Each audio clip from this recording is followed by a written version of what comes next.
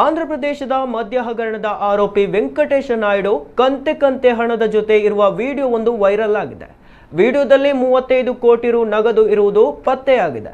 ವೆಂಕಟೇಶ್ ನಾಯ್ಡು ಚಂದ್ರಗಿರಿಯ ಮಾಜಿ ಶಾಸಕ ಜೆವಿ ರೆಡ್ಡಿ ಭಾಸ್ಕರ್ ರೆಡ್ಡಿ ಅವರ ಆಪ್ತ ಸಹಾಯಕನಾಗಿದ್ದ.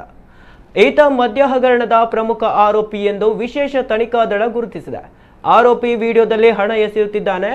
ಈ ವಿಡಿಯೋ ವೈರಲ್ ಆಗುತ್ತಿದ್ದಂತೆ ಆಂಧ್ರ ಪ್ರದೇಶ ರಾಜಕೀಯದಲ್ಲಿ ವಿವಾದ ಭುಗಿಲೆದ್ದಿದೆ. ಹಗರಣದಿಂದ ಪಡೆದ ಅಕ್ರಮ ಹಣವನ್ನು ಸ್ಥಳಾಂತರಿಸುವಲ್ಲಿ ಮತ್ತು ಮರೆಮಾಚುವಲ್ಲಿ ವೆಂಕಟೇಶ್ ನಾಯ್ಡು ಪ್ರಮುಖ ಪಾತ್ರ ವಹಿಸಿದ್ದಾನೆ. ಮಾಧ್ಯಮಗಳಲ್ಲಿ ಹರಿದಾಡಿದ ವಿಡಿಯೋದ ಸತ್ಯಾಸತ್ಯತೆಯನ್ನು ಪರಿಶೀಲಿಸಲಾಗಿಲ್ಲ. ಇನ್ನು ತನಿಖಾ ಸಂಸ್ಥೆಗಳು ಹಣವನ್ನು ಅಧಿಕೃತವಾಗಿ ದೃಢಪಡಿಸಿಲ್ಲ. ಈ ಬಗ್ಗೆ ಕೂಲಂಕುಷವಾಗಿ ತನಿಖೆಯಾಗಬೇಕು ಎಂಬ ಒತ್ತಾಯ ಕೂಡ ಕೇಳಿ ಬಂದಿದೆ.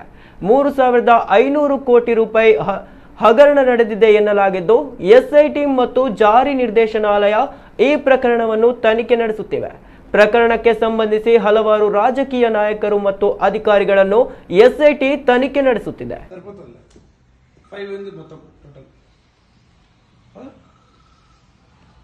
ఏ బాబు